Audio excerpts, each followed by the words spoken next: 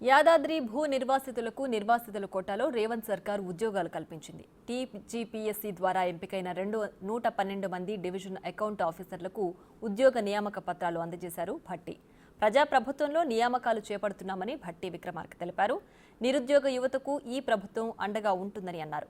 ఉద్యోగాలు పొందలేని వారికి రాజీవ్ యువ వికాసంతో ఉపాధి దొరుకుతుందని అన్నారు. మొదటిసారి యువత ఉపాధికి 9,000 కోట్లు వెచ్చిస్తున్నామని చెప్పారు. ఏడాదిలో 59,000 మందికి ఉద్యోగ అవకాశాలు కల్పించామన్నారు భట్టి. ప్రపంచ స్థాయి సంస్థలు పెట్టుబడులు పెట్టేలా ప్రయత్నిస్తున్నామని చెప్పారు. పెట్టుబడులు ఆకర్షించి యువతకు ఉపాధి కల్పిస్తామని అన్నారు.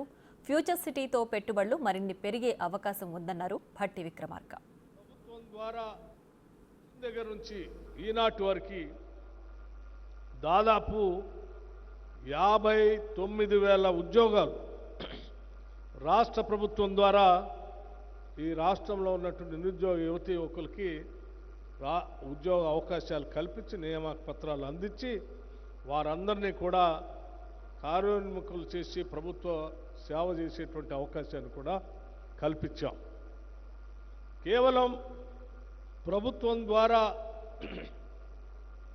శాఖల్లో ఉన్నటువంటి ఉద్యోగ అవకాశాలే కాకుండా ఒక పక్కన విద్యార్హత కలిగి ప్రవేశ పరీక్షల ద్వారా పబ్లిక్ సర్వీస్ కమిషన్ ద్వారా లేకపోతే ఇతరత్రా ఉన్నటువంటి రిక్రూట్మెంట్ వ్యవస్థల ద్వారా ఉద్యోగ అవకాశాలు కల్పిస్తూనే ఆ ఉద్యోగ అవకాశాలు పొందలేనటువంటి నిరుద్యోగ యువతీ యువకులకు కూడా పెద్ద ఎత్తున అవకాశాలు కల్పించడం కోసం రాజీవ్ యువ వికాసం అని దాదాపు 9,000 కోట్ల రూపాయలతో ఈ రాష్ట్రంలో సెల్ఫ్ ఎంప్లాయ్మెంట్ పథకం ద్వారా పెద్ద ఎత్తున మనం ముందుకు పోతున్నటువంటి విషయం కూడా మీ అందరికీ తెలిసింది. దశాబ్ద కాలం పైబడి కూడా నేను రాజకీయాలను ప్రత్యక్షంగా చూస్తూ ఉన్నాను. 9,000 కోట్ల రూపాయలు ఒక సంవత్సరంలో నిరుద్యోగ యువతీ యువకులకి సెల్ఫ్ ఎంప్లాయ్మెంట్ స్కీమ్ ద్వారా వాళ్ళ కాళ్ళ మీద వాళ్ళు నిలబడటానికి ప్రభుత్వ పరంగా ఇచ్చినటువంటి చరిత్ర ఇంతవరకు లేదు. ఇది మొట్టమొదటిసారి ఈ తెలంగాణ రాష్ట్రంలో ఇందిరమ్మ ప్రభుత్వం ఈ రాష్ట్రంలో ఉన్నటువంటి నిరుద్యోగ యువతీ యువకుల కోసం 9,000 కోట్ల రూపాయలు వెచ్చిస్తూ ఉంది.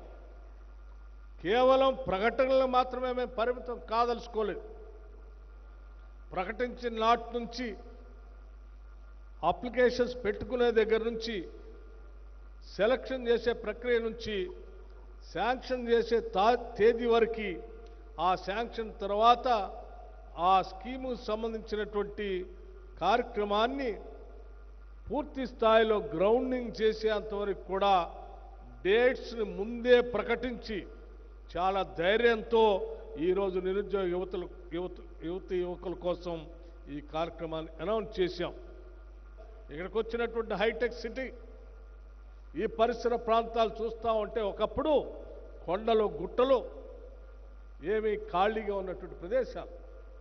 ఇటువంటి ప్రదేశంలో ఆనాడు నేదురుమల్లి జనార్దన్ రెడ్డి గారు కాంగ్రెస్ ముఖ్యమంత్రిగా ఉన్నప్పుడు ఈ హైటెక్ సిటీకి పునాదులు వేస్తే రాజీవ్ గాంధీ గారి సూచన మేరకు ఆ తర్వాత వచ్చినటువంటి ముఖ్యమంత్రులంతా కూడా దీన్ని పెంచటం వల్ల హైటెక్ సిటీ ఫేజ్ 1 ఫేజ్ 2 అట్లాగే ఫైనాన్షియల్ సిటీ ఆ తర్వాత నాలెడ్జ్ సిటీ ఇవన్నీ రావటం వల్ల ప్రపంచ పేరు ప్రఖ్యాతులు గాంచినటువంటి సంస్థలన్నీ ఇక్కడికి వచ్చి వారి వారి కార్యాలయాలు వారి ఉత్పత్తులు ఇక్కడ మొదలుపెట్టడం వల్ల కొన్ని లక్షల మందికి ఇక్కడ ఉద్యోగ అవకాశాలు ఈరోజు అనేక గ్రామీణ ప్రాంతాల్లో చదువుకుంటున్నటువంటి ఇంజనీరింగ్ కాలేజీలు చదువుకుంటున్నటువంటి వాళ్ళు కానీ యూనివర్సిటీలో చదువుకున్నటువంటి వాళ్ళు కానీ ఈరోజు హైదరాబాద్ నగరానికి వచ్చి ఉద్యోగ అవకాశాలు ఎత్తుకొని ఉద్యోగాలు పొంది ఈరోజు జీవన భృతి పొందుతూ ఉన్నారు.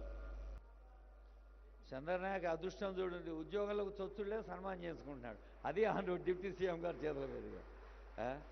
సో ఎంత బాధ్యతాయుతంగా